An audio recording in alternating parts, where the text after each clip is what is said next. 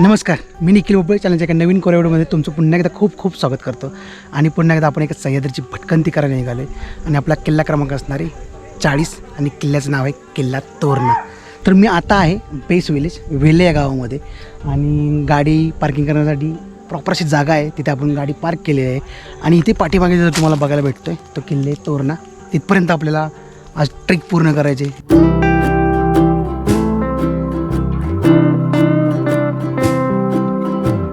तोरणा गाडीची ट्रेकिंग सुरू करून ना जवळजवळ 15 मिनटं झाले तर. आणि या गडाबद्दल तुम्हाला थोडक्यात सांगतो, इथे यायचं कसं किंवा हा गड नक्की आहे कुठे. तर हा गड येतो तालुका जिल्हा पुणे, तालुका वेल्हे आणि गाव वेल्हे. म्हणजे या गडाचं जे बेस विलेज आहे ना वेल्हे, म्हणजे पुण्यापासून जवळजवळ 70 किलोमीटर असणारे गाव. थेट गाडी येते, पायथ्यापर्यंत गाडी येते. पार्किंगसाठी व्यवस्थित जागा आहे, काही 20 रुपये चार्जेस घेतले जातात. आणि तिथून पुढे मग तुम्ही ट्रेकला आरामात सुरू करू शकता. तर गिरिदुर्ग प्रकारातील हा किल्ला जवळजवळ 1400 मीटर उंच आहे. आणि पुण्यातील एक अतिउंच आणि अतिदुर्गम म्हणून हा किल्ला ओळखला जातो.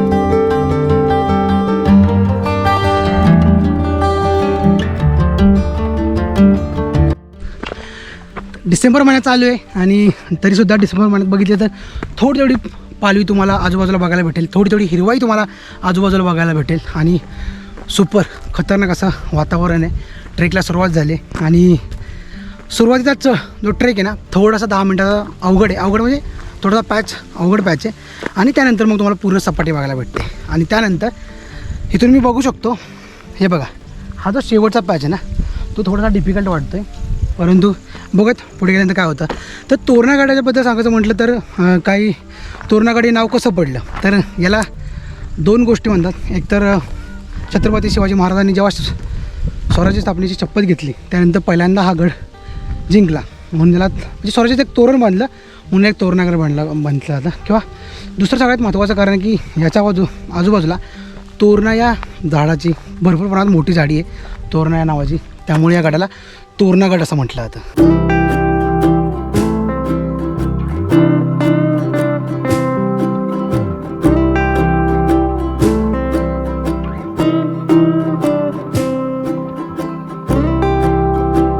मित्रांनो, जर तुम्हाला तोरणाला यायचं असेल ना तर पुण्या मुंबईवरून जर तुम्ही येत असाल तर 2 मार्ग आहेत. एक तर तुम्ही पुण्यावरून सिंहगड रोडनं वेल्हे या गावात येऊ शकता, किंवा तुम्ही पुणे सातारा या हायवेवरून नसरापूर गावातून आतमध्ये येऊ शकता. नसरापूर ते वेल्हे मला वाटतं जवळ एक 30 किलोमीटरचं अंतर आहे. आणि जर तुम्ही बसने यायचा प्रयत्न करत असाल तर पुण्यामधून सुद्धा तुम्हाला डायरेक्ट वेल्हे गावामध्ये बस भेटते.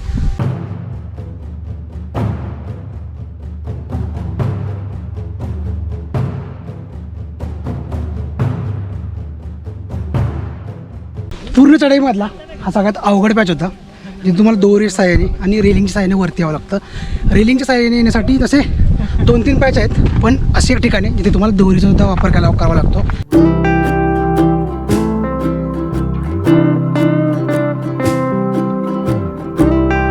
जवळजवळ 1 तासाच्या चढाईनंतर आपण किल्ल्याच्या पहिल्या दरवाजापाशी आलो आहे. आणि हा आहे बिनी दरवाजा. तुम्ही बघितला तर बिनी दरवाजा औषध अजून सुद्धा शाबूत आहे. हा किल्ल्याचा पहिला दरवाजा आहे जेव्हा तुम्ही वेल्हे गावातून प्रवेश करता.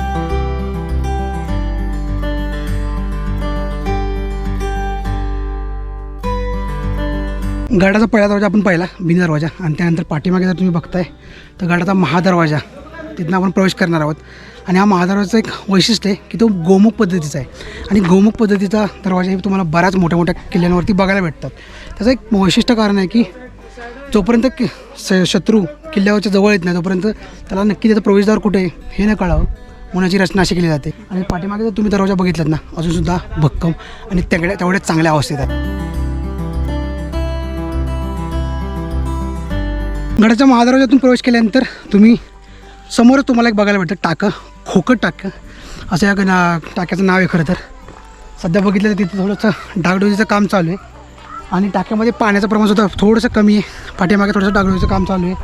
आणि मोठ्या प्रमाणात शासनाने ह्या गडाला पुन्हा बांधण्यासाठी जो प्रयत्न सुरू केला आहे त्यासाठी त्यांना सल्यूट आहे. कारण आम्ही काही ठिकाणी बघितलं तर काही येताना थोडंसं वाट खराब येतं, तर त्या ठिकाणी बांधकामाचं सुंदर असं महत्त्वाचं काम चालू आहे. पाठीमागे जर बघितलं तर गडावरची महत्त्वाची वास्तू लक्कडखाना, ज्या ठिकाणी पहिल्या सभा भरल्या जायच्या मोठ्या मोठ्या सभा या ठिकाणी भरल्या जायच्या. आता जर त्याची अवस्था बघितली तर बऱ्यापैकी भिंती साफ होतात आणि वरचा पत्रा वगैरे खराब झाला आहे. आणि इथे एक राहण्याची उत्तम सोय होऊ शकते. जर तुम्ही इथे आलात तर तुम्हाला इथं आरामात तुम्ही गडावरती इथं राहू शकता.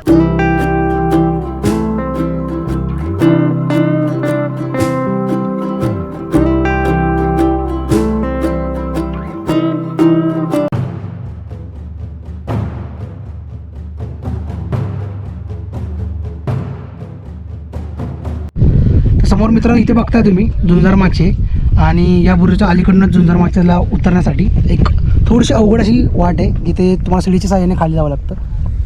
आणि या वाटेनंतर तुम्ही झुंजार माचेकडे जाऊ शकता. तोरणागडावरील सर्वात महत्त्वपूर्ण बुरुज आणि जिथून आपल्याला आपल्या राजगडाचे दर्शन होते अशी ही झुंजार माची. झुंजार माचेकडे चाललोय मित्रांनो आपण आणि थोडासा अवघड मार्ग आहे. इथून जर बघितलात तर तुम्हाला एक माणूस बसण्याचा छोटासा बोगदा आहे आणि त्यानंतर आपण समोर जो बघणार आहोत प्रचंड सुंदर असा व्ह्यू तो झुंजार माचीचा. समोर जो बघता तुम्ही तो झुंजार माची आहे. थोडासा अवघड असा रोड आहे. तर तुम्ही जाणार असाल तर सांभाळून जा. पावसाळ्यामुळे तर नक्कीच अवघड आहे. आतासुद्धा उन्हाळ्यामध्ये हिवाळ्यामध्ये आम्ही आलो आहे त्यावेळेस सुद्धा थोडंसं अवघड जाणवतं. आणि जर तुम्ही हा समोर बघितलात तो राजांचा गड राजगड आपल्याला बघायला भेटतो. आणि जी राजगड आणि तोरणाची जी ट्रेक केला जातो तो इथून केला जातो बघा. या गावातून राजगडला इथे जावं लागतं.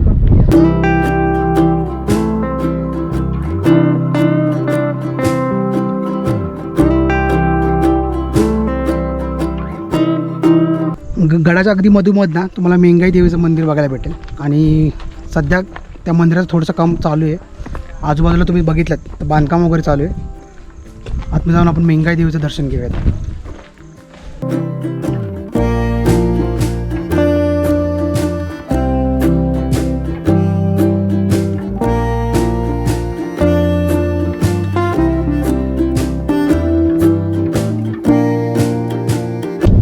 पाठीमागे जर तुम्ही बघितलं तर मेंगाई देवीचं मंदिर आहे आणि त्याच्या बाजूला एक्झॅक्टली बाजूला तोरणेश्वराचं मंदिर आहे.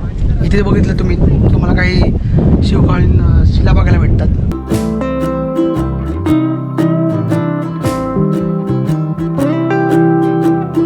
जवळजवळ 1-1.5 तास झाला आम्ही किल्ला फिरतोय आणि किल्ल्याच्या इतिहासाबद्दल तुम्हाला थोडक्यात सांगतो. तर किल्ल्याचा इतिहास हा कसा छत्रपती शिवाजी महाराजांचा काळातला किल्ला नाही आहे. तो जर बघितल्यात तिथल्या अवशेष अवस्था बघितल्यात तर तो काही तुम्हाला पांडवकालीन किंवा भोजकालीन किल्ला वाटतो. या किल्ल्यावरती काही प्रमाणात निजामशाहीचा वास्तव्य होतं. त्यानंतर आदिलशाहीचं वास्तव्य होतं. छत्रपती शिवाजी महाराजांनी जेव्हा आपल्या रायरी शहरावरती स्वराज्याची शपथ घेतली त्यानंतर तोरणा हा किल्ला प्रथम जिंकला आणि आपल्या स्वराज्याचं तोरण या किल्ल्याला लावलं. किल्ल्याचं वास्तव्य बघता किल्ला खूप मोठा आहे. किल्ल्याचं वास्तव्य बघता छत्रपती शिवाजी महाराजांनी त्याचं नाव प्रचंडगड असं ठेवलं. आणि ज्यावेळी काय किल्ल्याची डागडुजी करत होते खरं तर इथे स्वराज्याची राजधानी बनवायची होती महाराजांना. परंतु किल्ल्याचा बालेकिल्ला त्यामुळे छोटा आहे. मग ज्यावेळी इथे काही डागडुजी चालली होती त्यावेळी महाराजांना 20 हंडी सोन्याची नाणी भेटली आणि त्याचा वापर त्यांनी राजगडाची डागडुजी करण्यासाठी केला. आणि नंतर पुढे जाऊन राजगड ही स्वराज्याची राजधानी झाली.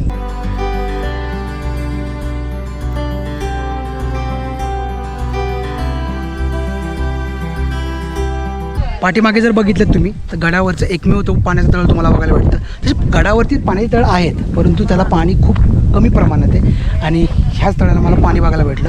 इथं माझे काही सवंगडेच म्हणजे माझ्यासोबत ट्रेकला आलेत ते पाणी भरून घेतात. स्वच्छ असं सुंदर असं पाणी येते म्हणजे तिथे तुम्ही आरामात पाणी पिऊ शकता. तर एक सांगायचं झालंच तर गडावरती पाण्याची मुबलक व्यवस्था आहे. राहण्यासाठी मस्त सुंदर 2 मंदिरंसुद्धा आहेत.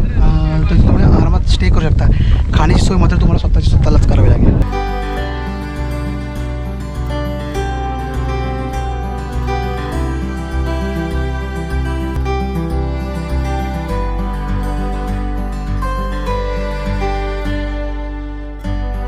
गडावरचा एक सर्वात महत्त्वाची वास्तू कोकण दरवाजा.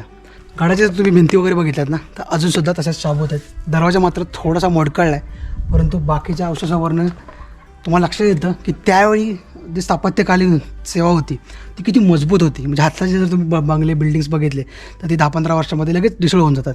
परंतु हे 400-500 वर्षापूर्वी बांधलेलं अजूनसुद्धा तसंच शाबूत आहे.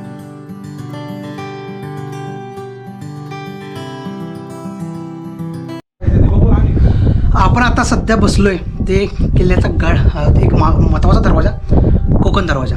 जर तुम्ही कधी राजगड ते तोरणा हा जर मार्ग करत असाल, जे जर ट्रेकिंग करत असाल तर तुम्ही या मार्गाने येऊ शकता. असं मला वाटलं होतं की बंद आहे, परंतु आम्ही खाली जाऊन पुन्हा एकदा विचारलं की हा मार्ग चालू आहे का. हा मार्ग चालूच आहे. जर तुम्हाला कधी ही लॉंग रेंजचे ट्रेक करायचे असेल तर तुम्ही राजगड आणि तोरणा नक्की करू शकता. यावरून लोक राजगड, तोरणा, सिंहगड असे ही सुद्धा रेंज ट्रेक करतात, किंवा राजगड, तोरणा आणि रायगड ही सुद्धा रेंज ट्रेक करतात.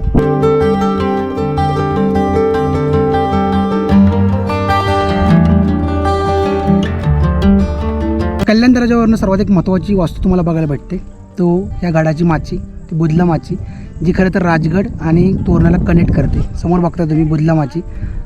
तर इथून कल्याण दरवाजापासून मला वाटतं एक जायला साधारणतः अर्धा तास आणि येण्यासाठी अर्धा तास, तसं एक तासभराचं ट्रेकिंग आहे.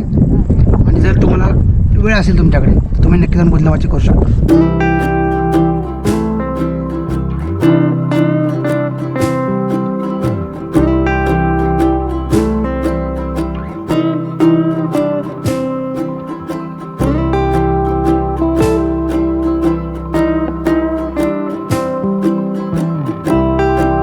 सकाळी 9 वाजता सुरू केलेल्या ट्रेकची सांगता जवळजवळ 2:30 वाजले दुपारचे, आणि पूर्ण होईल म्हणजे जवळजवळ आम्ही 8 किलोमीटरचा टप्पा पूर्ण केला. म्हणजे जायला 4 किलोमीटर आणि येण्यासाठी 4 किलोमीटर.